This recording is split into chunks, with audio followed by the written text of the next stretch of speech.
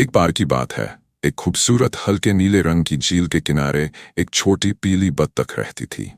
इसका रंग हल्का पीला था, जैसे धूप में चमकता हुआ सुनहरा फूल। उसकी आंखें बड़ी और सुंदर थीं और झील की रोशनी उसकी लंबी पलकों पर चमक रही थी। वह हर दिन झील में तैरती थी, दोस्तों के साथ खेलती थी और पानी के नीचे चमकती चीजों को ढूंढती थी। बत्तख बहुत चालाक थी, लेकिन तीखी नाक और चमकती आंखों वाली एक भूरी लोमड़ी हमेशा उसे पकड़ने की कोशिश करती रहती थी। लोमड़ी बत्तख को खाना चाहती थी, लेकिन बत्तख हर बार उसके जाल से बच निकलती थी। एक दिन बत्तख ने झील के किनारे एक चमकता हुआ पत्थर देखा। जब वह पास पहुंची तो उसने देखा कि वह एक जादुई मोती था। बत्तख ने सोचा, यह मोती झील की रानी का होगा, मैं इसे वापस ले लूंगा। लेकिन लोमड़ी ने यह दृश्य देखा और बत्तख को रोकने का फैसला किया। लोमड़ी बोली, यह मोती मुझे दे दो, नहीं तो मैं तुम्हें खा जाऊंगी। बत्तख ने हिम्मत नहीं हारी और लोमड़ी को चतुराई भरा जवाब दिया।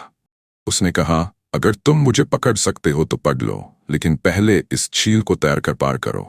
लोमड़ी ने चुनौती स्वीकार कर ली और झील में कूद गई, लेकिन वह तैरना नहीं जानती थी। जब लोमड़ी पानी में उलझने लगी तो बत्तख ने उसकी मदद की और उसे किनारे तक ले आई। लोमड़ी ने बत्तख को धन्यवाद दिया और वादा किया कि वह उसे फिर कभी परेशान नहीं करेगी। उस दिन के बाद लोमड़ी और बत्तख के बीच एक अजीब दोस्ती विकसित हो गई।